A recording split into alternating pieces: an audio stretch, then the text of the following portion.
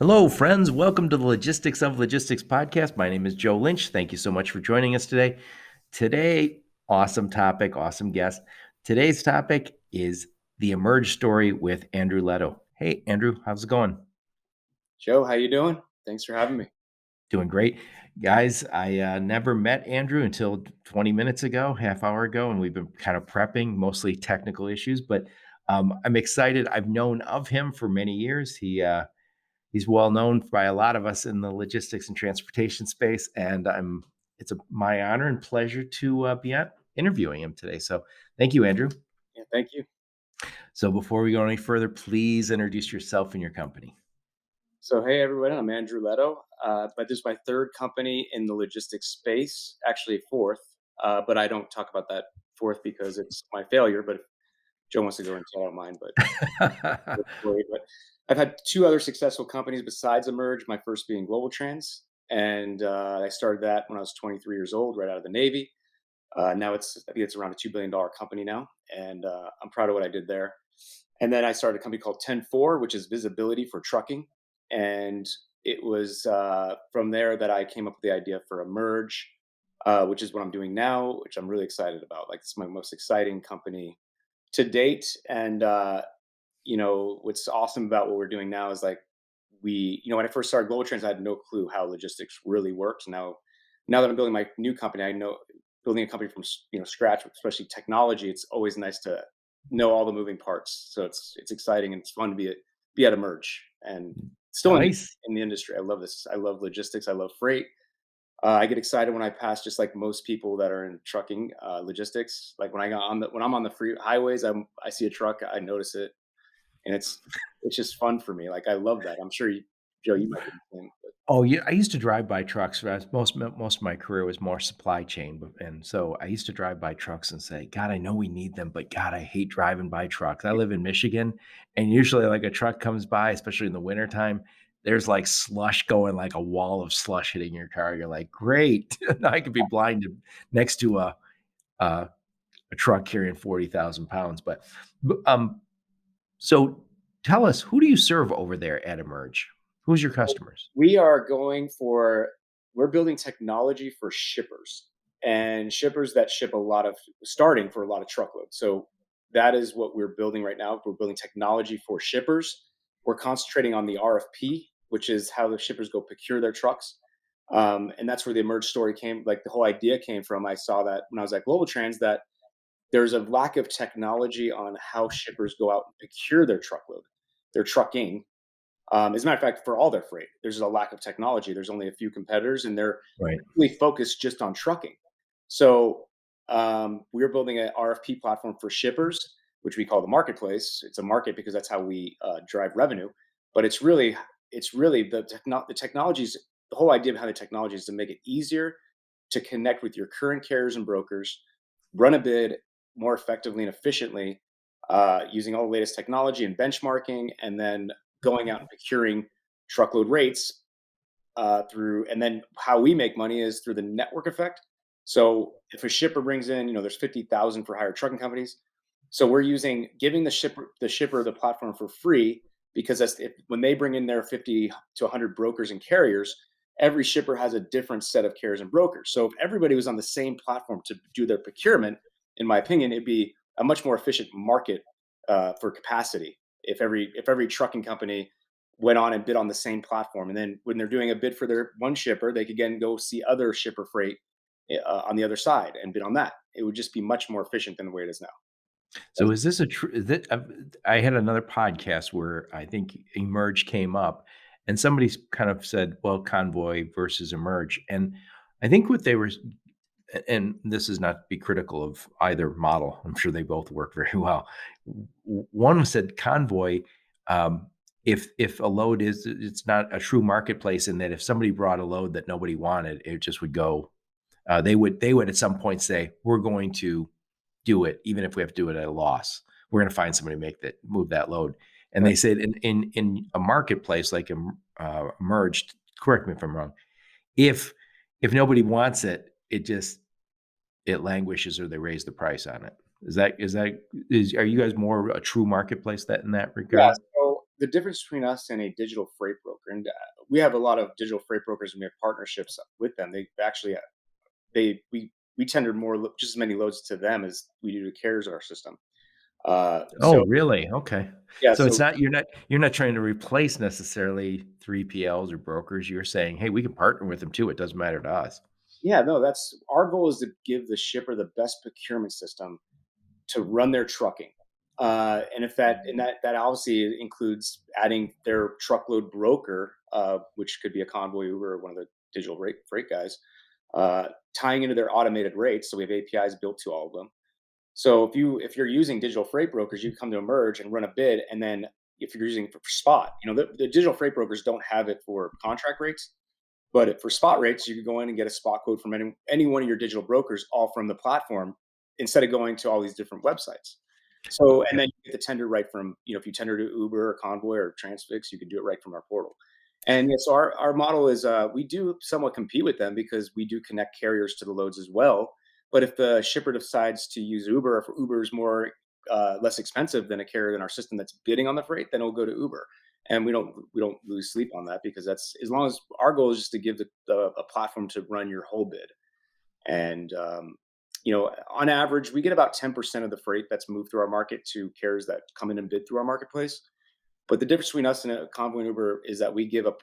It's really we focus on the procurement side of it for spot and contract.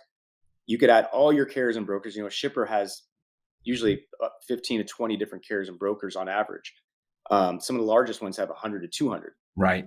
You could add all your carriers and brokers to the bid, and that's what we do. And then we instead of when a digital freight broker puts in a rate, the difference between us and them is that our carrier we actually have carriers bidding on it directly. So it's um, but yeah, they don't always win. I mean, sometimes the digital broker has better rate, and that's up to the shipper to. The shipper does all the tendering, Right. decision making. Right. So just give me some definitions here. So I know we all know what a freight broker is, right? So these freight brokers used to use phones. Now they're using more and more technology. So I know some of them would say I'm a digital freight broker, but I don't think you would call them a digital. They would say you're still a freight broker, but using technology. And then there's companies called digital freight brokers. I think Convoy is one of those, right? Yep. And then you're more what you would call a marketplace. Am I correct? We call it a DFM, digital freight marketplace. And Okay. it's hard to categorize us because we don't have that many people doing what we do. If there was like five, I would say it'd be easier. But there's digital freight brokers, and we're DFM, digital freight marketplace. I would say the closest company that would do what we do is probably JB360, which is JB Hunt's version of what we do, where the care you could add. But the difference between us and JB360 is that you could add all your carriers and brokers, whereas JB360 wants to, they want to control it all. So um, Right. Well, yeah, they have assets, and they obviously they would want to get some of that business. we think differently. We think that in order to the shipper's not doesn't want to just deal with one broker. They want to take advantage of digital freight brokers. They have relationships with other carriers. Like how do I get my Schneider rates if I'm on JB360? So that's Right. where we come in. That's where we think we have this model that makes more sense in the fact that you can tie in all your carriers and brokers to the platform. And then we have no ill will towards any of the carriers. Our goal is to give the shipper the best system to procure their freight. Right. And Right. You're broker and carrier agnostic, I guess they would call, right? Is that the right way to say it? yeah, and then yeah, we the digital freight brokers get just as much freight as any other carriers in our system, especially ones that come through our market. The difference is we price the freight through the carriers actually will bid on the freight directly versus getting an automated rate from Uber, which or Convoy or digital freight broker, which helps us not have to lose money because we're not playing Right. the game of buying freight and then trying to find carriers on the other side. Right. Right. So we jumped right into it here, Andrew. So I want to understand a little bit more about you before we get back into the details of what's going on over at Emerge. But um, so um, tell us a little bit about you. Where'd you grow up? Where'd you go to school? Tell us about you as a kid. Yeah, so I grew up. I was born in New York. My dad and my mom moved to us to Phoenix. My family. It's when I was 3 years old, so I grew up in Arizona, so I don't have an accent. But my dad and my mom taught me a really good work ethic, which is the East Coast work ethic. And I remember my dad used to tell me, like, when I was young, he's like, "Andrew, whatever you do, do not have this mañana attitude they have on the West Coast." Which is true. I mean, to a certain sense. I mean, you go all the way to Hawaii, it's like they work, it's all about how to live. And I've had friends say that who moved from Michigan to California is that they're like, "Oh, we like to hire people from the Midwest because they have, um, a different work ethic," and I was like, but look how successful California how many successful so this is always the weird thing when somebody says that, you're like, "What, is Silicon Valley slackers?" I mean, is Hollywood slackers? There's somebody's working hard out there. Well, yeah, and Silicon Valley works because you don't have to have massive call center. Like Chicago works the best in our industry if you think about it, because you got that Midwest work ethic. The kids that come out of those big colleges out there, the Ohio States, and Michigans, they're willing to come in Go and blue. out. And our industries are very much, it's the most manual industry left, in my opinion. One of the most manual, maybe the most manual part of our GDP is trucking and logistics, right? As far as and Right, that's why, if you think about it, there's not that many great companies that can be developed in the California or the West Coast market in our industry. I mean, it's very hard to name one that's super successful in logistics because of that reason. And I used to, we started our company. My brother is my partner. We started our company here in Phoenix, Arizona, and I always say, if Globaltranz was developed in Chicago, it would have been 3 times bigger, just because it's so much easier to find talent out there. Um, because everybody's in logistics, so it probably right. that's the biggest, Chicago especially. I can tell you this, when I look at my LinkedIn, I mean, sorry, when I look at my who listens to my podcast, it's always, and they granted these are very big states. It's always Chicago, Texas, California. There is East Coast for sure, because again, there's a lot of population there. But you can always see Illinois is big and Texas is big, and California big because of the ports. Right. But Yeah, and well, it's a big state too. and what we do, which I've always been a part of, is logistics. Is you have to have, especially in it's not automated yet. You still have to call carriers, and even if you have a digital freight marketplace or your digital broker, you have to have a massive sales floor of people still. Right. So So getting back to your upbringing, so your mom and dad are from New York and they moved out to, Arizona. Now where in Arizona? Phoenix? yeah, Scottsdale. We live in Phoenix. I grew up in Phoenix, but now I live in Scottsdale. That's I didn't start off in Scottsdale. But I was always my dream to live there. But now my dream is to live in Paradise Valley. So I'm building a house there, which is awesome. That's like the greatest. That's I've always Where's that at? it's closer to Phoenix. It's Paradise Valley. It's like next to Camelback Mountain. If anybody's been to Arizona. Nice. So yeah, I'm looking forward to that. But yeah, we grew up here in Phoenix, and I went to high school here, and yeah, built my first all my companies here. Besides 10-4, I did that in So Colorado. so when you were a kid, you had this good work ethic driven by mom and dad to get jobs? No, I didn't actually. A good thing I went to the Navy because I didn't have a good work ethic, and I didn't. My parents didn't drive. They weren't really academic type of people. They didn't like push me into go, hey, go to college.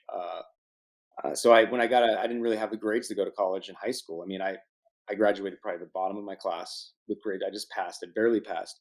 So I joined the Navy. So I was like, okay, I didn't know what I was going to do. Like most kids when they're 18, I didn't have the money to go to college. So I was like, I joined the Navy to go get the GI Bill at the time, which was $30,000. So did you play sports or anything when you were a kid? No, I don't. I'm a musician, so I play guitar, Alright. music, piano. I love music, so I have a Who's chord. your favorite I gotta know who's their favorite rock bands then? Pink Floyd is my favorite, all time. Radiohead, love that. So yeah, you're on that. I could soon you say Radiohead and Pink Floyd, I kinda see where you're coming from. So when you were you did you play in bands? Yeah, I was a bass player. I had a ponytail. It was back when the Red Hot Chili Peppers were just becoming famous. Oh, yeah, yeah. Anthony Kiedis had that shaved head on the side look with the ponytail. Yeah, it was pretty. My wife reminds me when she sees it, she doesn't like. She's like, "That's disgusting." But So don't tell me. so so you rock band for how many years? I just did a couple years. We played shows. I was a bass player, even though I was a guitarist. But when you play guitar, you can play bass. So, and everybody needs a good bass player. So I played bass in my band. That's what I did. I was more of that kind of kid. Like I would. So can I go on YouTube and find pictures of your old band? No, we never got we weren't that good at all. Yeah, so So where'd you play around Phoenix? yeah, different clubs when I was 16 to 17, 18. Nice, nice. Yeah, my brother-in-law, Matt, went to, Thunderbird. He played, he was the biggest band in Phoenix, he used to say, and then was the but they were no they were all Midwestern boys, and as soon as they got signed, they said, "We gotta move because 'cause we're not from the desert." Yeah. But There's not that many great bands that ever come out of it's the 6th largest city in the United States. I think the only claim to fame we have is the Gym Blossoms, maybe, like, oh, yeah. that's the only rock. That 90s kinda 90s band, yeah, I like Jimmy them. World was another one, but it's not really Who? music town. Jimmy World, that's a Yeah, yeah, yeah, yeah, yeah. exactly. But, it's not really a great music town either, so as far But as everybody gets their turn because I'm from Detroit, so we had Motown, and I look and say, "Who would have ever thought, like, Seattle could have something?" Or, it everyone gets their turn. So I you don't think so it's s depressing enough here to have you need to have a depressing that's why England and Seattle make great rock bands because it's a dark, the dismal. weather? Yeah, We got a little bit of that weather here in Motown.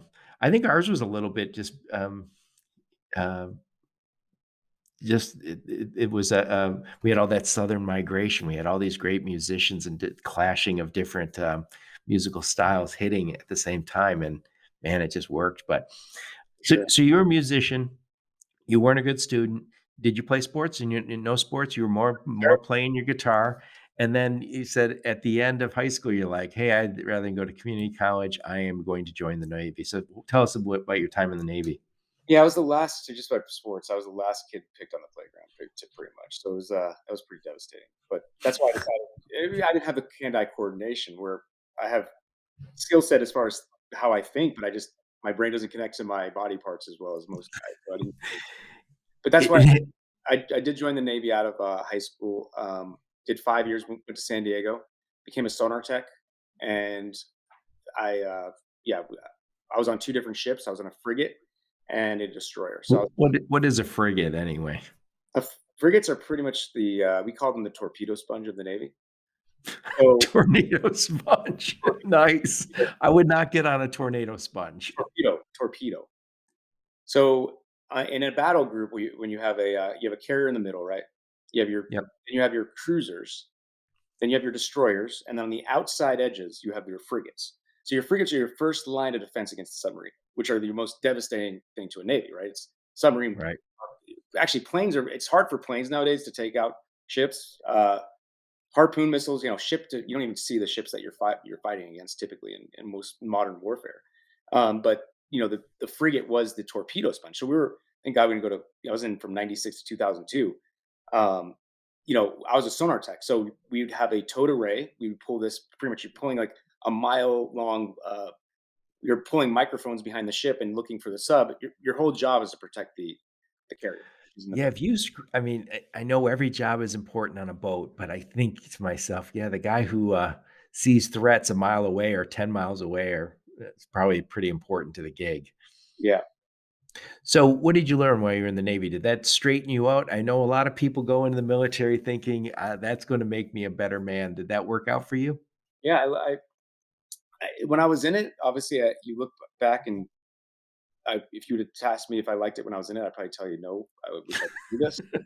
Looking back, I'm so glad I did it. It was a great experience. It was discipline. It showed me the world. I saw the whole world. I also get it. You get a thicker skin being in the Navy, but being in the military, it's constant putting down of even your best friends, or you just put each other down all day. So it gives you kind of a thicker skin. Like I noticed Right. when I talk to guys that aren't in the Navy, it's like if you start, they're a little more sensitive to that. I imagine you get in good shape too. I mean, I've seen, the military I've never was in the military, but I've seen they whip you into shape pretty good. Yeah, You know it's how to fight. the Marines obviously the best, but the Navy, it's probably the least out of the 4. I mean, as far as, your job's not really to work. You have to stay in shape, but it's not like they push that, when you're on the ship. As a matter of fact, I would say we're probably the most out of shape out of the 4 branches. Oh, so, there's a whole bunch of sailors who are cringing going, "No, that's not true." I can talk when you're one of them, you can talk about 'em, and it's uh, Yeah, I went th during, and people on my listening to my podcast are probably saying enough about the SEALs, but I during the pandemic when we were all strapped inside. I'm in the Midwest, so it was cold and rainy in last March. And I was sitting around. I live by myself. My kids are grown. And I'm sitting around myself. I work from home. I was so bored and also, a little fearful. People aren't paying their bills and that whole thing. And I thought to myself, uh, all I do is sit around and eat. I can't go to my gym, it's closed. And I kind of felt like really like a slacker. And then I started listening to David Goggins, who's Navy SEAL, Jocko, Navy SEAL, Brett Gleason, all these guys who are Navy SEALs, and they're so inspiring and they're all over this. So you find them on YouTube or, podcasts. Man, it's motivating. I mean, people Feels- who have that background, and that's not just Navy SEALs, it's military guys. They have this, and gals, I don't want to be mean here. They have a discipline that is ingrained in them that's different than the rest. Yeah, I think that too. And back to Navy SEALs, I remember Navy SEAls used to come onto our ship. It was like gods just came to the ship. Everybody was so like just You guys are impressed with those guys, huh? you're in awe of them. And actually, they had like superhuman strength almost. Like they would. I remember being in the gym with the guys no bigger than me, obviously way better shape, and they would like lift twice as much. It's crazy how it's totally different. But there is a different. Like I've been told this a lot of times. Like if you have a military background, especially hiking and doing stuff like you have better control over your the pain. Like you have Right. you could push through things better. I think it helps do that than most people. Yeah, but I I think that's really important because as a kid, I played sports. I never played at a super high level. I didn't wasn't, gifted athlete or anything, but you learn to grind. And I also learned to overcome pain because there's always, if you're playing football, you're always got a sprained finger. You always got taped up, even as a kid. And I always think that at some point you're going to get older and you're going to have aches and pains. And I have to tell you, from my own experience, I was crossing the street and I was hit by a truck. So many people would say it's karma, but I didn't like it. And um, I had to go to a lot of, I had a lot of surgeries and a lot of physical therapy. And I was thinking, thank God that at some point I had to push myself through pain and a little bit of, you know, training. So yeah, with sports as kids, like I feel bad for like if you're a good athlete, you're always like just in pain the rest of your life. Is it really like to me in my head like is it really worth the unless you make it as a superstar athlete and you're getting paid for it? I always thought like it's kind of crazy to put your body through that as a kid and then because you're going to be in pain the rest of your life. A lot of guys are in pain the rest of their life, their legs and their back. right. Yeah, yeah, there is that, and I guess there's the give and take of it all. But so anyway, Listen, you went in the military, and you had this. It sounded as if you kind of found yourself in the military. Then when you came out, uh, you were a better man. You were more disciplined. You were had a more sense of yourself, right? oh yeah, What for did sure. you decide to do with your? How old were you, and what did you decide to do with yourself? Well, I was 23. That was 20. I'm 43 now, so I was 23 when I got out of the Navy. And my last year in the Navy, all I did was read constantly. I self-educated myself the last year because I just knew I didn't know what I was going to do, and I just started reading and reading and reading everything I could get my hands on. How to build businesses, how like trying to understand the mindset of how to make money. Because I was like, when I got in the Navy, all my friends are graduating college, and I'm just So these are business books. yeah, just 100. Like I read every business book you could think of, and I was like, Which one comes to mind as like this one really changed everything for me? I've talked about in other shows, but I think to me the greatest book of all time, as far as success is concerned, is Think and Grow Rich by Napoleon Hill. Uh, I listened to the tapes years ago. I'll have to double check that one. it was written 100 years ago. It's timeless, and I think everything written after that, like by Tony Robbins and Gary Vee, all these new guys, It's all from there. yeah. And thank God Andrew Carnegie at the time, the second richest man in the world, had the wherewithal to hire a writer to truly write how do we think as how does Rockefeller think? How do I think as billionaires? And that really set me on my path. I was like, wow, you don't have to.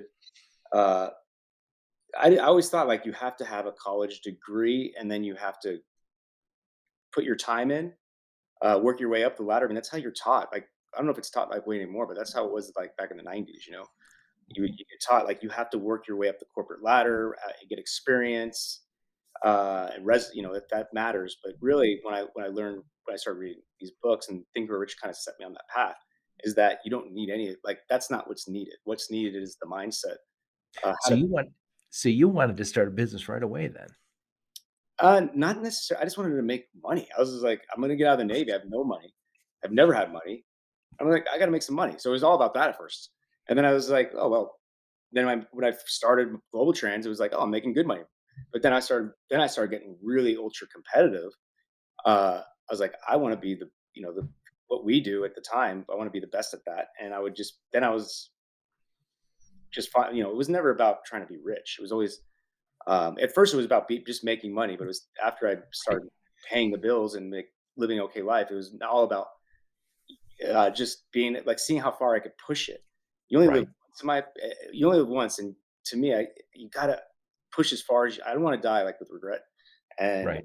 push as far as I want to say. I pushed as hard as I could have in my life, as far as my career and what I can do and what I can bring to this world. So what was your first job out of the Navy? So my dad was a bar back, and I couldn't. What is a what is a bar back? So that's the guy who fills up the ice for the bartender. And brings them and stocks the bar. So I wanted to be a bar. I was like, oh, I'll be a bartender, and I don't actually have the mind. Like I thought I was a failure just because I couldn't become a bartender because I can't multitask. So my brain doesn't work well at multitasking. The thing about a bartender, they have to be taking an order, pouring a drink, and then doing two or three things at once. And my mind's Right. very focused. It's like that's what works as an entrepreneur, though. Like you have to. I don't get distracted. Like when I think about something or if I'm working on a problem, I'm so focused on that one little problem. Right. But it didn't work well for bar backing or bartending. So I didn't even have the skill set at 23 to be a bartender. So I was like, Did you try and get fired or quit? no, I just quit. I was like, they're never gonna make me a bartender. So I was like, then I worked. My dad worked. He had a little tiny. He was a freight agent. My dad started the first freight franchise for Pilot Air Freight, which is still around. He opened. Right. So when I was a kid, he ran that. But my dad was never passionate about business. He was never like I am competitive. He was just like, I just want to pay the bills. And Right. so he never really did well with it. He did okay. He made enough to make a living. It was when I first started with him. It was just him working there, and he showed me how to make money just by picking up the phone and calling trucks on behalf of, and connecting them to freight. So my dad was an air freight forwarder though. I didn't even know anything about trucking at the time, so I had to learn that. But because that's how Globaltranz makes most of their money in trucking. But um, that's he taught me. He's like, I'm like, Dad, well, how do you make money? And I had this. I was lucky to have a father. It's like all you got to do, Andrew, is watch this. So he got a shipper called him up, and he's like, watch, I'm gonna make money right now.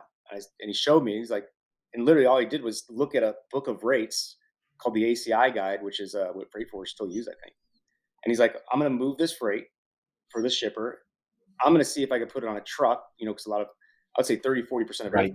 goes on, Forward Air and these and Express Global systems back. Yep. Uh, and then he showed me he could put 30% on top of the margin. I was like, so he's like, I'm gonna charge, my cost is $300. I'm gonna charge the shipper $500. I was like, whoa, that's how you do it. And he's like, yeah. And that's where the idea for Globaltrans came because I was, Was it love at first sight? for me, Yeah. yeah, I was like, whoa, it's that easy. Like just to take, you're just literally just doing like, you're taking a pickup, a line haul, and a delivery and putting it together and then marketing up 35, 40%, 30 to 50, 40%. Um, And you start saying, "I think I just made like $800 an hour." Granted, I only did 1 load, but if I could do 3 more. I only had like 5 customers at the time. So I was like, Dad, we need to get more customers. But I was like, why don't I went out and tried to sell one day without any technology. And I went back, I was so frustrated. I was like, we need a system. And at the time, I remember Dad had 5 customers, and one of the customers was using freightquote.com. And when I saw Right. freightquote.com, I was like, whoa, that's what we need to do. So thanks to Freightquote, I mean, I didn't come up with the idea for how to. We were the second company to do it though. Globaltrans, take LTL. It was LTL rates Right. and expose them to shippers Right. through a system, through technology. And it was by the way, when I first saw that, it took me 2 or 3 years. I took probably 3 years to even develop this system because I had to, number one, my dad didn't understand it, so I had to quit my dad. business, and then I got disowned from the family for a couple of years because they thought I was going to compete with my dad. My dad had five customers, by the way. So, anyways, I leave my dad. I start Globaltranz on an unemployment check, no money. And I tell this story a lot because when people say you have to have money to make money, I call them out on it because I didn't have a dollar. I had like $1,000 to my name when I started Globaltranz. But how I did that, and that's why you have to be savvy. A lot of these entrepreneurs today don't have to be savvy because they just raise money. You raise $200 or $300 million, and that's why their products honestly kind of suck over time because it's like they don't have to there's kind of a good thing in having to grind it out at first, and trying to and Right. learn how to make money. Right. So I started Globaltranz with $0 in my name, and I remember one call that my dad got from the Yellow Page. It was from someone selling something on eBay. They were selling $1,000 piece of furniture on eBay, and they were wondering how to ship it because they said UPS and FedEx doesn't do this, and most shippers, most Right. shippers don't know how to ship freight. So eBay was just popping up, and I remember telling telling this person, not a shipper, telling this customer to go to the terminal, drop it off, shrink wrap it to a pallet, and then tell your customer to pick it up at the terminal because you could save a fortune. You don't have to save on liftgate and Right. and they were like, wow, that's 30, that's like 50% better than any other quote I've gotten. I was like, Right. oh, I can make a lot more money on this. So I started putting those rates out at like 30, 40%. And I went on eBay. So how I started Globaltrans, I told this story a few times. But there's how I started it was with $0 is I went on eBay and I emailed everybody I saw shipping something that looks like freight. And Anything heavy, anything big enough that won't go small parcel. right, and I said, "Hey, when you're done selling that snowblower, give me a call." And they'd call me up, and I'd had one rate from one trucking company, Central Transport, who's actually in Michigan. Uh, Yeah, yeah, I know those guys. I called 10 different trucking companies when I started Global Trans, and only one was willing to give me rates because they just opened up the Phoenix market, and they thought that we need freight out of Phoenix. They thought I was going to be shipping Phoenix, but I was like, "Hey, I need a blanket rate for the whole country." So I got credit. So how I started Global Trans, I got credit with Central Transport. I had a good enough discount to go sell to shippers, and I told shippers instead of having Central Transport go pick up the freight at your house, and it costs you extra Right. $2 on each side, you bring it to the terminal and have your shipper pick it up at the terminal. And I did that with Forward Air as well.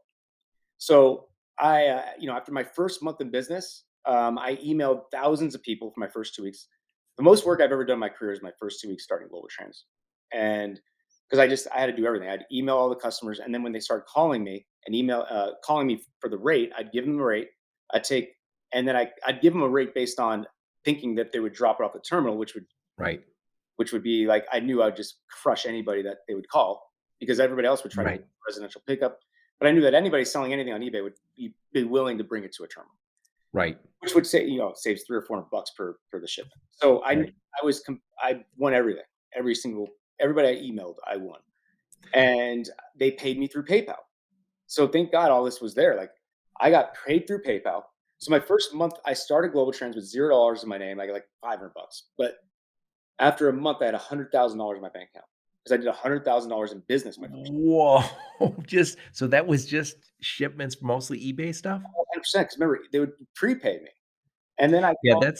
that's the cool thing about I've said this before to people. I said, when I'm from automotive, and one of the big problems in automotive is always cash flow, Mhm. because you do something, you're spending on engineers, manufacturing, big buildings, expensive stuff, and then you bill somebody, and they're supposed to pay you in 30 days, and they pay you in 45 or 60 or not at all.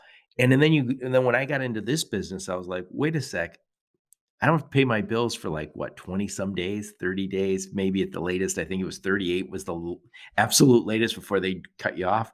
But my guys are paying me in a week or 2 weeks. I was like, you can grow with your customers' money. I mean, that's rare. Not every business is like that. But I always knew that what I really truly needed to build was what FreightQuote had, which is a system that companies can go to and see all the trucking companies and tie into the rates. But at that time, I was like, how do you even tie into rates? And I remember when I first started Global Trans, I literally took the disc from Central Transport. They used to have rate discs. And Right. developers in India try to like figure out how to take these rates because I was like, I didn't know how FreightQuote did it. And then I found out about this company called SMC3, and that's where we were the Right. second company. FreightQuote was the first to take LTL rates and put them online, and then we're the second. And I remember we had a big pushback. I mean, it took me 2 years from that when I started Globaltranz to where I released my first version uh, Right. S of my. so when you started that company, did you start it with you and your brother? Do you have other partners, or was it just you? No, my brother came in just about 3 years after I started Globaltranz, Okay. but obviously he's been my partner ever since, and he's really instrumental in helping me build. Me and him have perfect skill sets that complement each other. He's a he's the day to day. Builds the greatest culture. You know, he's extrovert. I'm an introvert, and I come up with the idea and the business plan and all that. Cool. So you started and you made $100,000 the first month. No way, that's What is incredible. weird about that is if you know anything about LTL trucking, the carriers don't really call you for they want to get paid in like 40 days, right? Right. But shut you off for at least 60. So Yeah, see, it was I know so it was early I did a lot of less than truckload. I always thought it was 38 was always the day that we said we'd better pay them by 38 or they're gonna shut us off. I Because we remember were scared to death of losing that credit with them. and I remember so I got to play that game a little bit. So I paid Central Transport. So it took 60 days for Central Transport to call me and say, "Hey, where's this? We're about to cut you off." And I was like, I didn't have an accountant at the time, so I was like scrambling to find a bookkeeper. I was like, okay, I'm gonna pay these. Right. So I wrote him a check for 50. I didn't have. I remember writing him a check for like 50 grand just to get him caught up. But remember, I already had like 2 or 300,000 in my bank account at the time because it was 2 months later after doing this. So that's what started. Like I had my startup capital. Really, thank God. Were you married at the time? No, I was single. I was at 20. I was very young. I bet your buddies all thought, "You know what? He finally got into drugs. We knew it was gonna happen. He had no prospects, and here he is. Now Yeah. he's doing drugs." No, my friends actually. That was like how I started my company. Is I hired a bunch of my friends to do what I was doing. I had one guy just emailing eBay shippers. I had one guy calling in the pickups. I had another guy explaining to the shippers on how to bring it to the terminal, how to shrink wrap it, Right. crate it, how to crate it. And then, like I said, I only really did 2 weeks of true work in my career. But remember, I studied before I started Globaltrans. I studied how to build businesses for a couple of years. Like I read like said, I read every book on how to build businesses, and also Right. think like a billionaire. Like I read every billion if it, like Sam Walton's book, every book written by a billionaire at the time I read, because I wanted to learn how they did it. And obviously, how you do it is delegation. You have to hire the best people. So after 2 weeks, 3 weeks of working, I had all this money now in my bank account. So I just hired instead of spending. I remember thinking to myself, man, I could go to Vegas and have fun finally. Like you have some money to Mm, throw around, but I made it. Yeah. didn't do that. I took all my money for the first couple of years and I reinvested in the company. I was very disciplined about that. Thanks, Yeah. God. Yeah. So It it's interesting. I just finished a book about John D. Rockefeller, and it was an audiobook, and it was incredible to see, even when he was very poor, how he lived kind of almost the same way after he made a ton of money. He was always always, gave to charity and very measured. I mean, and what was interesting is what you kind of said is I backed you were an introvert. You said, I'm going to back out. I don't want to be day to day guy. He was the same way. I think he made the most money after he kind of stepped down from his own company, Standard Oil. And it was very interesting to see because he came from a different place. Same with Warren Buffett. Warren Buffett, I think, is fascinating the way he's built his life. He lives his life the way he's always lived his life. At no point did he say, "Well, now I'm gonna have to start going to the office at, 6 AM and work until midnight." Nope, he decided how he's gonna live, and you've done the same. yeah, that's Good for you. so when I started my company, I knew how to hire. Like I hired the best. Well, it took me a couple years even to get to that point where I could hire some industry people and all that. And but what's good about what I did with that Global Trans is the fact that you know I I started my Global Trans has a lot of freight agents. The only reason that we had that Global Trans is built with freight agents and not sales reps is that I had no money to hire sales reps. Right, right. So how long were you at Global Trans from beginning to end? 15 years. So I started in 2003, and I'm sorry, 14. So I left in 2016, 17. And I brought it to about a half a billion in revenue, and that's where I left. And the reason why I left is I saw that I really want to do what I'm doing now at Emerge, and that's so I left in 2016, 17 to do that. So in that 15 years, you got married, had kids? Yeah, You're right, yeah. My kids are very young, but yes.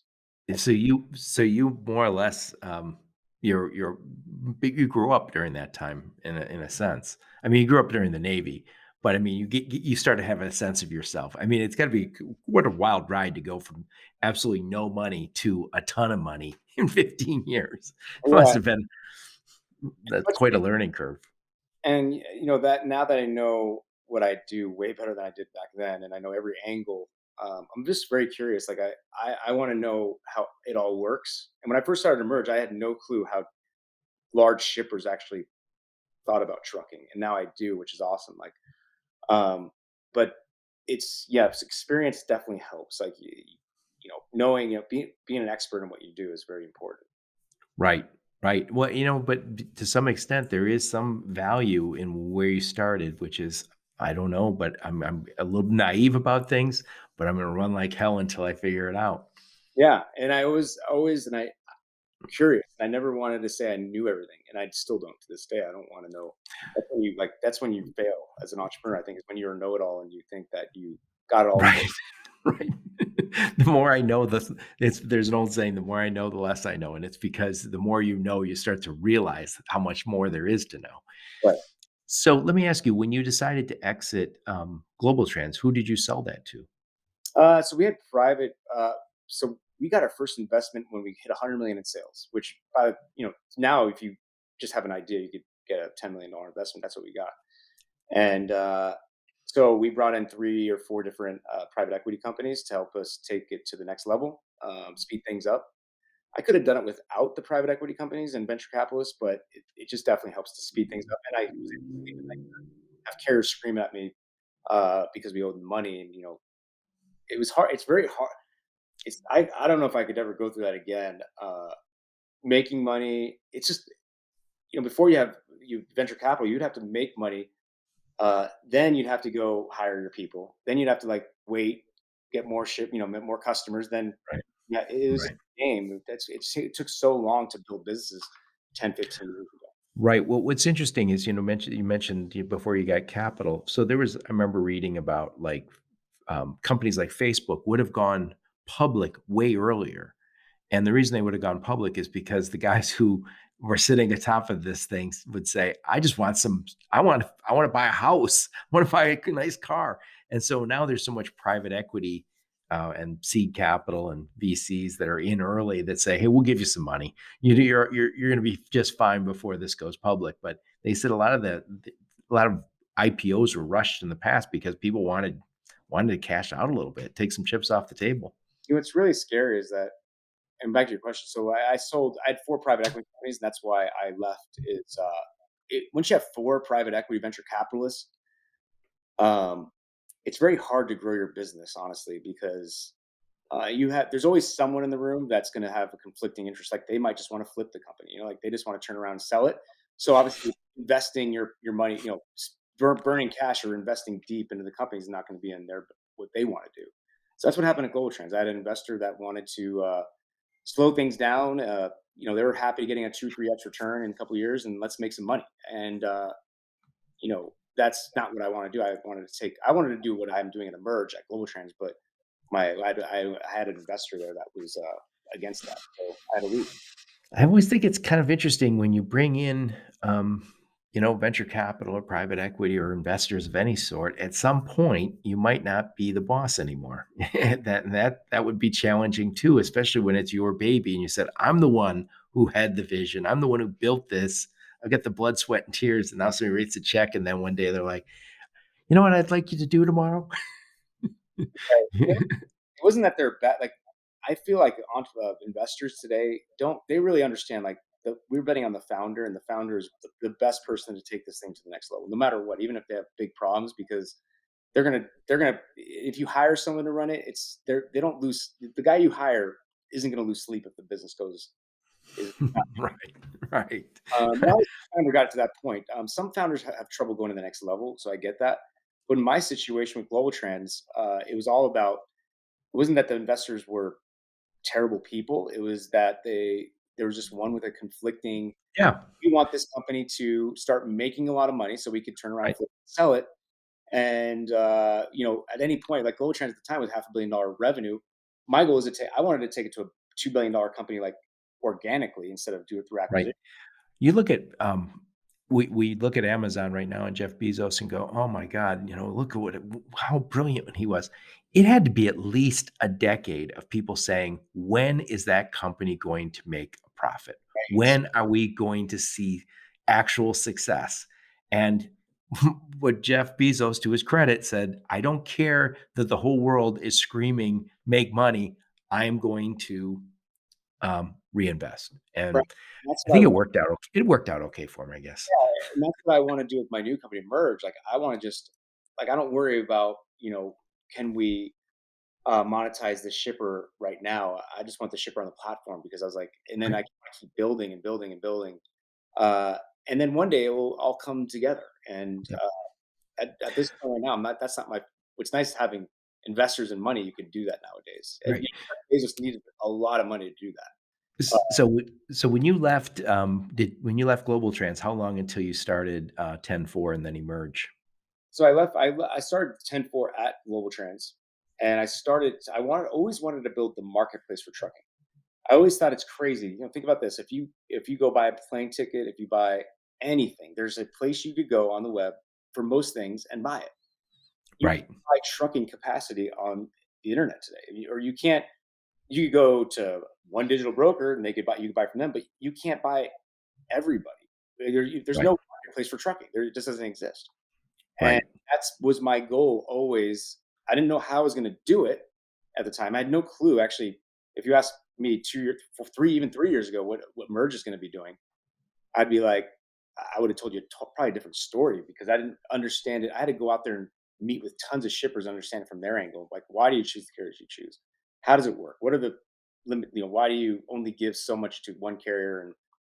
And how do you choose the carriers to give the business? right. That was like questions had no clue about when I said I'm going to start the truckload marketplace. But now I've got most of those questions answered, which So so how long was it before you started so I started Emerge? 10-4 to do what I'm doing now. But 10-4 at the time, I remember I went to a big shipper and they're like, they saw a marketplace and they saw carriers, trucks moving on a map. And 10-4 was the first, there was us and Four Kites at the time, was the first, one of the first, hey, tie in all your trucks. You have 50 different trucking companies in there, and you have all these different. They all have ELDs, most of them. Why aren't you pulling this all into one place to see all your trucks? Right, But that's what 10-4 pivoted into. But when we first showed customers, we showed them a marketplace, and we showed them what I wanted to merge to be. And we just got sidetracked because a lot of shippers be like, we don't really care about your marketplace. We want to see these trucks. right. So is 10-4 still a going concern? So Trimble bought them, and Trimble is the publicly traded company. They own the biggest ERP for trucking in the United States. Oh, okay, so it's still going along, that cool. And so when did you start Emerge? Like, how long ago? So I took the marketplace out of 10-4 and I started Right, because no one wanted. So when Trimble bought 10-4, they wanted just the visibility platform, right, which is which was needed. I mean, there's P45, right. and they're both going at it for this visibility. Showing my passion was always in the connection and connecting. I didn't think I wasn't ever passionate about the visibility portion, even though it's a big business. Very important. Very yeah, what would we talk about if we didn't say visibility over the last 5 years? It's funny, it became one of those words that, almost meant nothing because everybody said, "Well, we'll give you visibility," and I was like, "Yeah, some of you doing it with phone calls, and some of you doing it with tech, right?" But it just started being something that was said so often that you kinda go, "Does that even mean anything?" It's almost the way young people use the word literally, where you're like, Yeah. that's not the proper use of the word, but you hear it constantly from them. Yeah, so visibility back even 5 years ago was brand new. Shippers really wanted it. They didn't really care for my marketplace in 10-4. So I decided to take the marketplace concept out of it and just go with the visibility, and that's what we sold.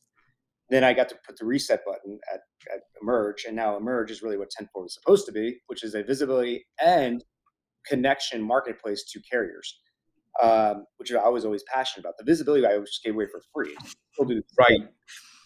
because it doesn't really, it doesn't, to me, that's not, I want a place where you go in and buy a truck's coming to Phoenix. There's thousands of them today that are hitting Phoenix. How come most shippers don't have access? And those trucks don't have access. The better ways to say it, how come those trucking companies, I always say this to shippers when they're thinking about a merge. If you pull over any truck on the side of the road and say, hey, do you have access to my freight? There's a 99% chance that trucking company would say, no. But no, I do have access, but I have to go through so and so to get access to them. Right. But I Right. don't have direct access to you. I can't go bid on your freight. How do I do that? Right. Right. So I'm just curious. So you had this, obviously when you left the Navy, you needed money. So you went right to work, right? There was no extended navel gazing. And then you had this big success with Globaltranz. I'm sure it was an enormous amount of work over those 15 years. Then uh, between 10-4 and Emerge, do you ever take a year off? Do you ever goof off for 6 months? No, it's hard for me to do that. First of all, I look at my work as a game, and even though I had success, and Global Trans sold for 400 million when I cashed out, and I owned a big portion of it. Then it sold a year later for 800 million. So I didn't get, I don't know. So you're looking at that big pile of cash you had and said, it should be twice as big. Could have literally just taken, I didn't have to work a day the rest of my life, and I could have lived the greatest life ever. And I choose not to. I choose to play the game still, which is, Well, that is your greatest life ever. I it is. mean, that's I love it. I say this all the time when I hear people say, "I can't wait to retire." I always think like, well, if you're doing something you really want to do, what's the rush? I mean, Oprah, you can watch it at night after work if you really want to. I mean, I don't understand what's the rush. Now, in the olden days, if you were working in a coal mine or putting parts on an auto assembly line, yeah, I get it. You're in pain, and you're getting old. I get retiring, but this day and age, for what? If Do you have a, something you want to do. if you have a mindset, they say, I read this in some books that talk about this. If you there's a high chance of when you say I'm retired, uh, as a person, like I'm retiring, I'm retired. I think the lifespan's like 3 or 4 years. Right. And I don't even want to bring politics into it. This isn't where I say it, but um, look at our last few presidents. President Trump obviously had more than enough money to retire. President Biden obviously had enough money. These guys were doing something they wanted to do. And again, that's as political as I'll get because people are crazy. But um, those guys are very old. I mean, they're in Oh, their late 70s. I mean, I think Biden's like 78 years old. And this was his dream. He wanted to be the president 30 years ago, but he's the president now. So good for him. I Right? can imagine. By the way, I don't have that type of energy where I could do what Trump provided. I mean, waking up in the morning and then having just meetings all day long, and Right. That's to me, they should. I like the idea of working. I always say you should kind of move to an emeritus role where you like when you're 78 years old, I imagine you go, I'm investing and I'm mentoring and I'm seeing my grandkids going out for a long lunch in the gym. None of this you know, get up at 6 o'clock and work all day. But no, I'm very appreciative. I mean, one of the I'm not wouldn't wish this to happen, but the best part about this whole coronavirus is the fact that business travel is never going to come back to what it used to be, which is kind of nice as an entrepreneur. I don't have to go travel. If I want to close, 1 year ago, if I wanted to close a big account, I'd have to go meet them in person, shake their hand, literally fly out for 1 hour meeting. They'd only maybe 50 minutes. It's just like a formality. right, And spend a whole night in a hotel, like if it was a mission, like somewhere crazy, it'd take me a whole day of travel just to go have a right. thing that you could do I on. You know what? I decided a few years back that I didn't want to travel as much, and I really don't. I mean, because just that what I started to feel like is it takes me it takes me half a day to get to Texas, and then I'm in Texas, and I have 3 or 4 meetings, 3 or 4 hours, and then I'm back, and you're looking, go, it took like 2 days of travel, and then I'm worn out, and I'm sleeping in hotels. Forget it. I don't work out. I eat wrong. Forget it. With Zoom now, it's like, why we could always done this. I mean, technology was there before the pandemic. It was just in our custom to, and especially Right. with price If I sale. valued that meeting, I would get on a plane, and I feel like forget that. So anyway, so we talked about Globaltranz, big success, and we talked about 10-4. That sounds like a pretty big, decent success, even though it was. You sound the way you sounded is like almost like a consolation prize. You had to split your baby from the visibility tool, and then Well, emerge. You're having a lot of success, and you had said you were at a fourth company that did not succeed. I'd like to understand what was that company, and tell us a little about that. Was your only failure? You said, yeah. So I got very so when Uber first came out, Uber the car service, not the trucking version. I thought, that's what I built. I built mobile apps for, at 10-4, we were building tracking trucks and all that stuff. And I was like, wow, if I just added a couple more features to my product here, gave it to a driver, we have an Uber app. I mean, so I did right, that. I called it FARE, fair. And I put $3 million of my own money into it. I was like, going to compete with Uber. I was like, and Lyft. And if you're in the Austin market back in 2017, 16, when they pulled out of that market, we went and filled it up with our app. Like that was our kind of starting point. But right, my goal was to build an agent model through drivers, like I did in Globaltranz, like taking a driver and they would literally go give cards out to people, hey, use my service, and then they would get money anytime that customer used the app for other drivers, they would get paid. right, And I thought that would work. And I thought the economics would make sense. Like it was 30. I was like, man, LTL, I only get 20% of the margin, 15% in truckload. And they're, Uber's taking 35%, if you, and they're giving the driver 65 right. as their margin. But I found out once I got in that business that insurance eats up about 20% of that when you're small. Oh, no. That's out the door. So you're paying insurance. And then uh, actually, even to this day, Uber and Lyft have to burn as they grow. They have to continually. They're not making money on that business because it's not. They got to get more and more density, and that's Right.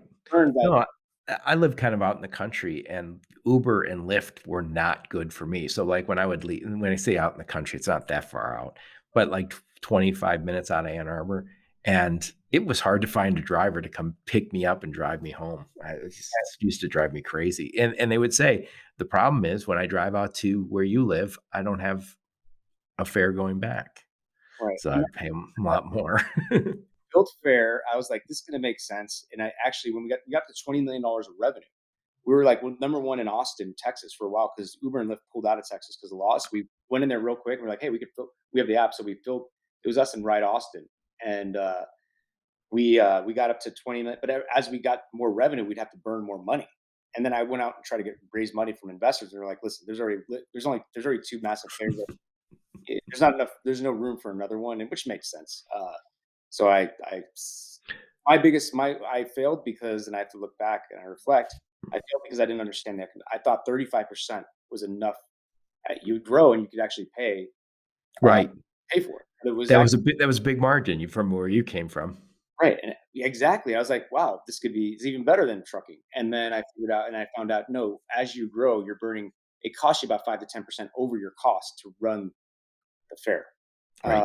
so it was like as you grew out, if it was 100 million, we're 22 million, 20 million in sales. I was just burning 3 million to $5 million a year just because of as we're growing. So I was like, when we get to 100 million, that's 30 million.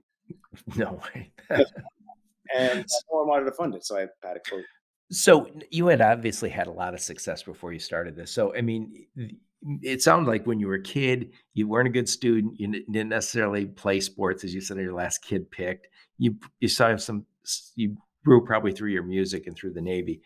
But all these years later, when you've had that failure, how did you react? I mean, how did that hit you? Was it no big deal because I know I'm successful, or was it, oh my God, that is devastating? It was devastating. I mean, it wasn't devastating. I can't say that. It was. I remember I already had big success at Global. It was Right. all loss for me, and it was If it just was your first venture, it would have felt a lot different. yes, yeah. I took a risk that I was willing to, like, I could take. So I wasn't really that upset about it. It was just more like I wasted my time kind of thing, Right. and energy versus losing money at the time. Um, but I mean, it was a learning experience for sure. I mean, In terms of learning, do you feel like you learned more from that failure or from all the successes you've had? well, that came very late. I learned that even though it's logistics, stick what you would if you're an entrepreneur, stick with something you know good, very, at least enough. Right. It, although I can say, I mean, for at least for me, I know trucking logistics. I've spent the Malcolm Gladwell 10,000 hour rule. Like I'm probably like 50,000 hours now of learning and continue learning about logistics and trucking and how it all moves and all the players. And that's where my I could best serve my time and money in things that I know.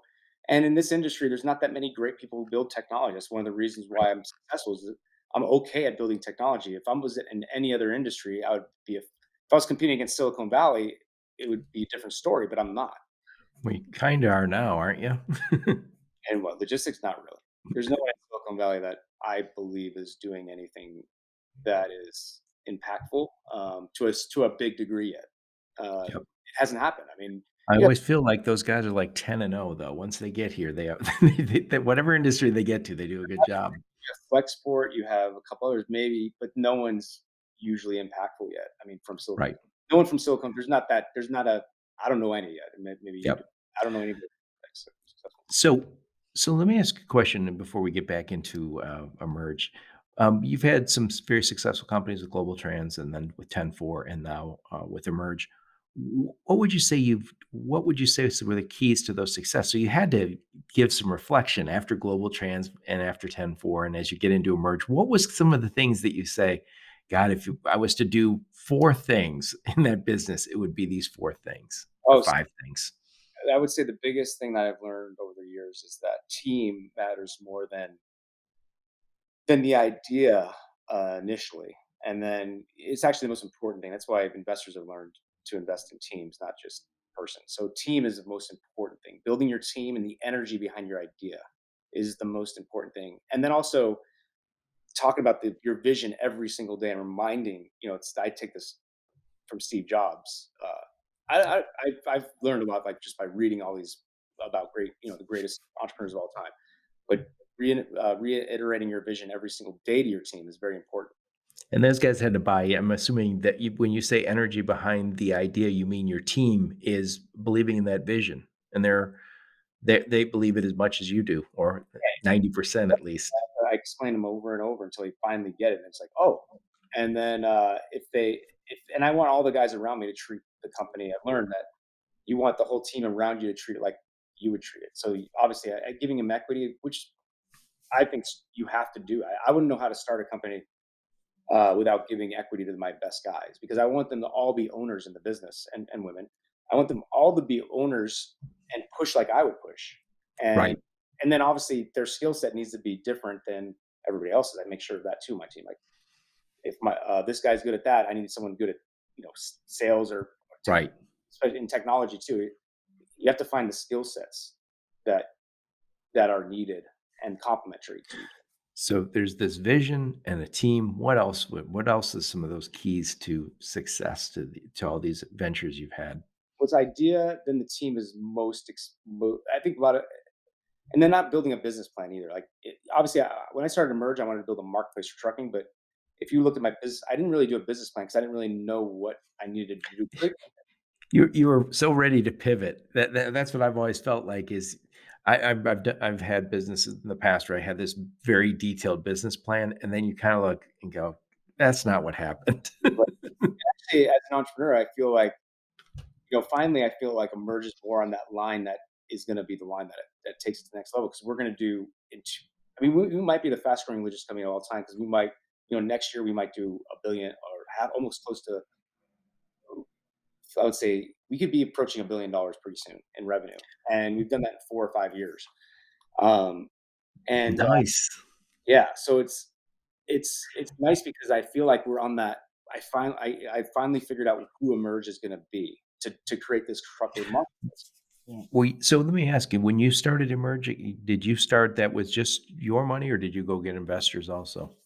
No, I had investor. I had so the good thing about having some success is that investors are lining up. They take your phone calls.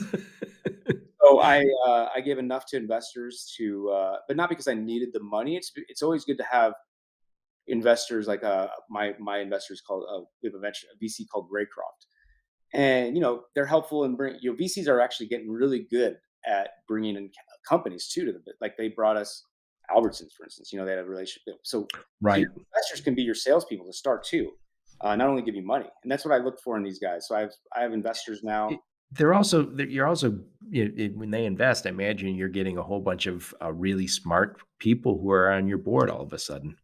Oh yeah, and obviously, if you have an investor to start, it's much easier to find the next round of funding because they usually go out and tell their friends, which the VC community and private equity community, hey, I got this. One of my best companies is this, and raising money is very easy at that point. Because they're Yeah. selling. Well, yeah, you've had that record of success. I imagine there's a whole bunch of people would listen to this and go, "Raising money's not that easy, Andrew," but it's easy when you after you win a few games. That's the hardest for sure. Well, let's switch gears here and talk a little bit about Emerge again. So, your vision for Emerge was, I want this marketplace, and you call it Emerge Marketplace, right?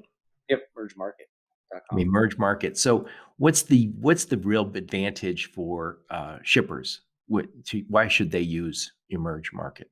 Actually, I sometimes think I've got the business model so good. I actually sometimes think, how come every shipper is not using this? Because it's free, number one. Right. That's a big selling point.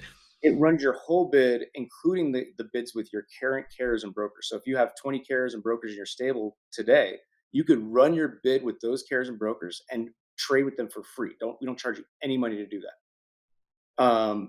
We go after procurement. I've noticed that there's a missing piece of technology in the most shippers supply chain, and that's how they procure freight. There's everybody has a TMS. Right.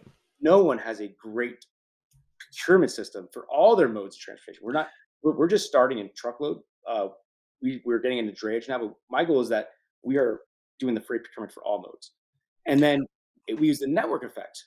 So when a big shipper comes in and puts all their loads, and they bring 100 carriers to the bid, and another shipper brings in their loads and another 100 carriers to the bid, Right. network effect is what drives it. And now carriers can come and go, wow, I didn't know I could bid on this freight. Uh, Right.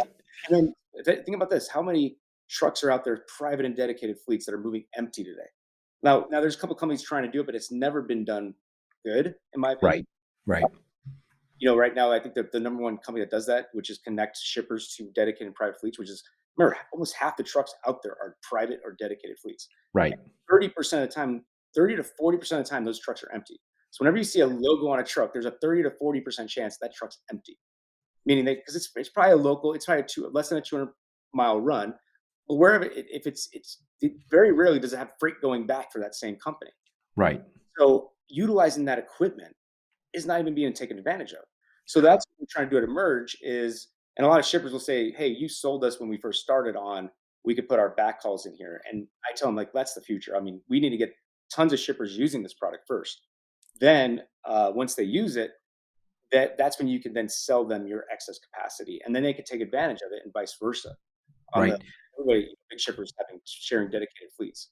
I think it's so important from a sustainability perspective. I always say I absolutely know that business is a force for good in the world. I think the challenge, the challenge that people could level at the business community is you need to do better with environmental issues. So we all know we've been trying to fill those empty miles for a long time. We need to get rid of those empty miles. The only way we're going to do it is with technology. But And more people saw what I saw, but it's true. Think about this: like, if every shipper was doing their bids on the same technology, it would probably cut 20%. And we have a capacity issue right now. Like, we don't have enough capacity in the United States. right, It's one of the tightest carrier markets in a long time. right, And I would say if everybody was on the same portal to do their bids, it would literally not be a problem. We wouldn't have a capacity issue in the United States.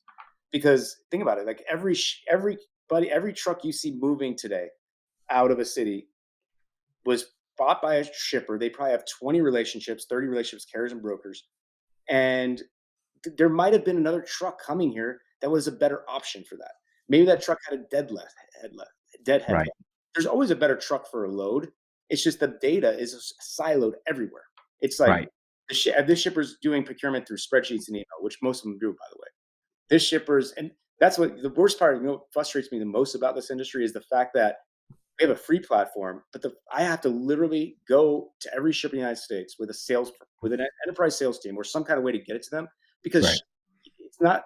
In this industry, if you build it, they do not freaking come ever. Right. You Well, have I think in these terms also, Andrew, is that at some point we have consumers right now who will say, "I make decisions based on the supply chain. I want to buy from somebody who has an ethical supply chain. I want to buy from a company that has a supply chain that values the environment as much as I do." Right. So we make those decisions, and we're seeing that where people buy Allbirds because of that. They buy Patagonia. They're going working with B Corps. At some point, I think we're going to be able to push, um, apply a little bit of pressure on trucking companies to say, hey, get part of this network or that network so you don't have empty miles. I think sometimes right now there's a, I don't want to be captive to anybody. I'm my own company. I don't want to be attached to somebody. I don't want to be under somebody's thumb.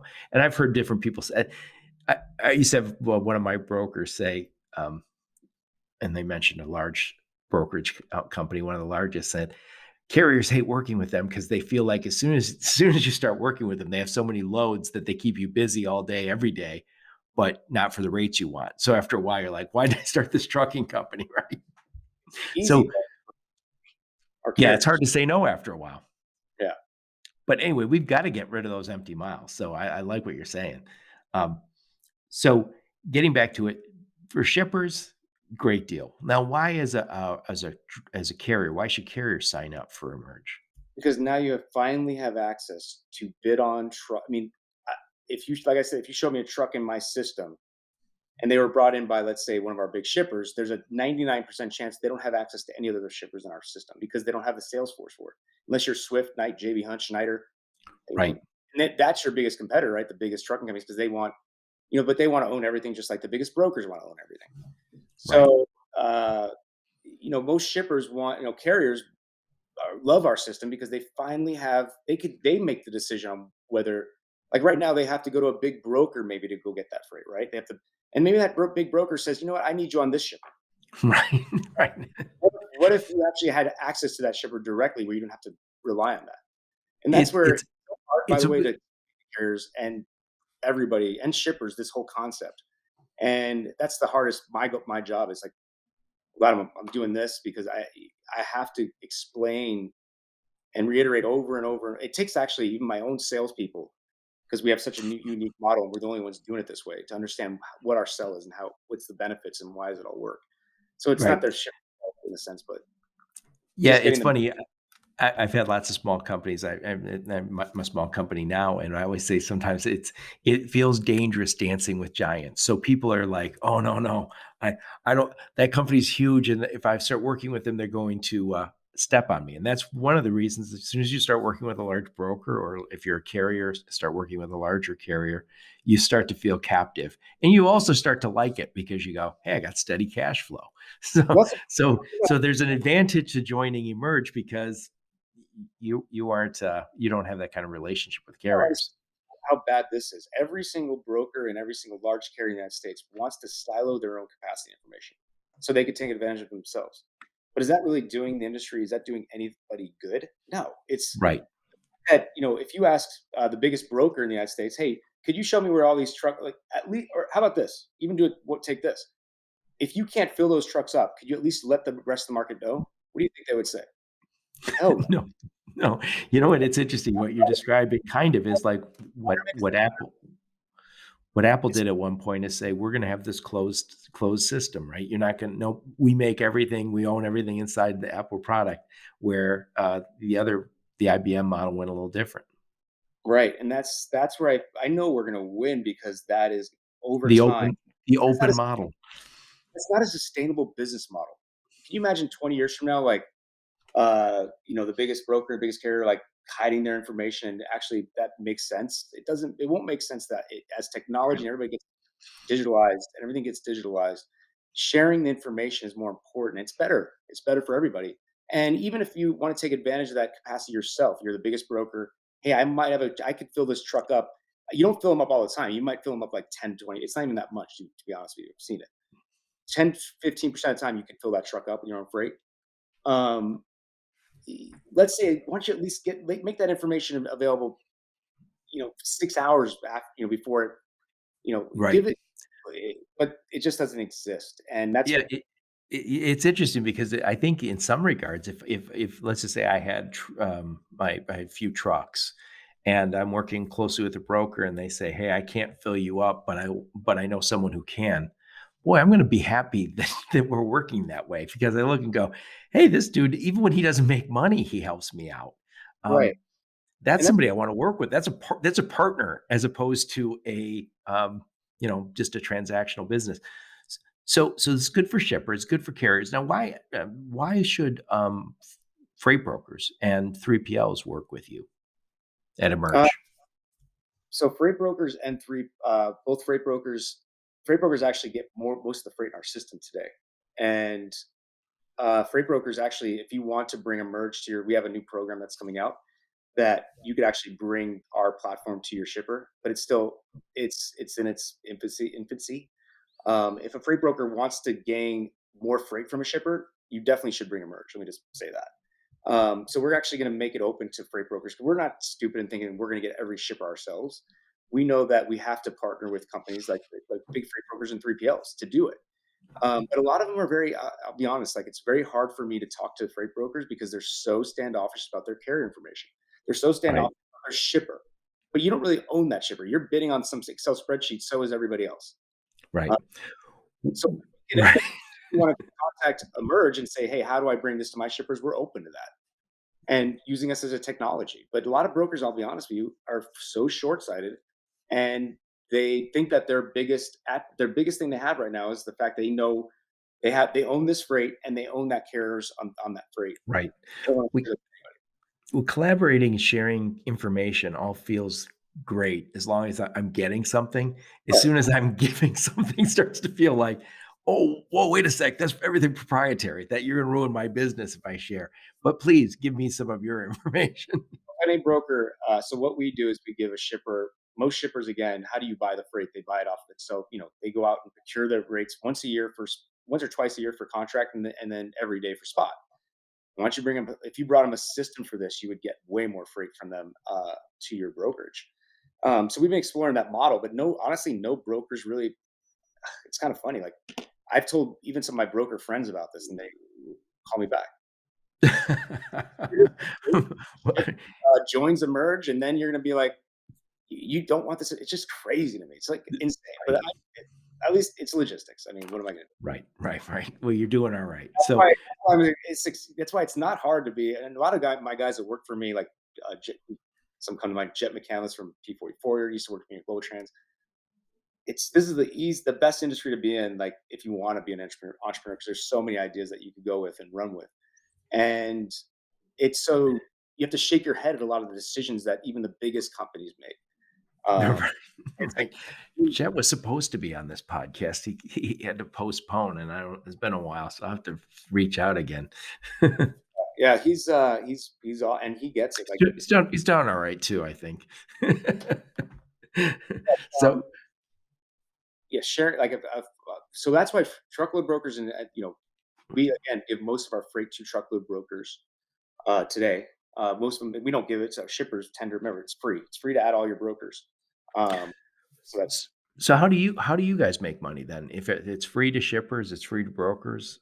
so we make money only when a carrier comes in and bids on the freight and wins the freight. So if a carrier comes in, and we've tried to, by the way, we tried to do this with brokers before, and that failed miserably because brokers would buy the freight and then just back out on it at the last second Right. because they didn't have a truck. And they would do it to us like they were like, "Oh, it's just a merge. It's not a ship." Right. I had to get. We were going to help brokers out, but we can't even do that. So it's only carriers. Carriers could come in and when they bid on freight, if they get tendered the freight, we take a half the fee of what a typical broker makes, so about 9%. Okay. So we're reducing the cost of connecting to the ship. We're reducing the cost for the shipper and for the carrier. Right, And right. obviously, we pay the carrier, and then the shipper pays us. That's how we make money. Nice, nice. So, so what we've gone all over the place here. So why don't we talk about if somebody wants to reach out to you guys over at Emerge, how do we reach out to you? By the way, I'm gonna get some links from Brielle Oh, yeah. to So, your website and to your LinkedIn profile and probably to your LinkedIn company page. But just for the normal um, channels, if you have trouble with the normal channels, just I'm on LinkedIn and I'm open to talking to anybody if you have ideas or interest in the merge. So, yeah, that's excellent. So, give us some final thoughts here, and then we'll wrap this bad boy up. yeah. So thank you for having me, and we're Thank you. I really appreciate. I know you're a busy man. Really appreciate you taking the time. and I hope that anybody listening to this, if you know of shippers, if you're a broker, if you're a carrier, and you want to bring shippers to a platform that will make it so you get business for life, you could actually get 3 to 4 times more freight than you're getting now. Bring them the platform. Someone else. I mean, your shipper's going to come to a marketplace at some point. If they go to a You might as different well market, bring them. gotta go. Do you think they're going to be using Excel spreadsheets and email for the next 10 years trying to procure their? It's 80% of the trucks on the road are contracted trucks, and most of the time it's Excel spreadsheets and email. 10 years from now, how is that shipper buying freight? Right. Bring, bring them a portal for God's sakes. And if you're a shipper, bring this to your company and stop doing it on silo. Take advantage of the capacity that's out there. It's the tightest carrier market ever. The sad part is I have to literally hire a massive enterprise sales team to go get this out there. I mean, there's just no way to go out, no other way to do it. You can't just market. You can't market your way to success in this industry. You have to feet on the street. But yeah, give me a call if you want to partner with a merge. Let us know. Excellent. Well, thank you very much. I do really appreciate you taking the time today, Andrew. This you're a very coveted interview guest. I guess a lot of mine are lately, but I do appreciate you taking the time. And thank all of you for listening to my podcast. Your support is very much appreciated. Until next time, onward and upward.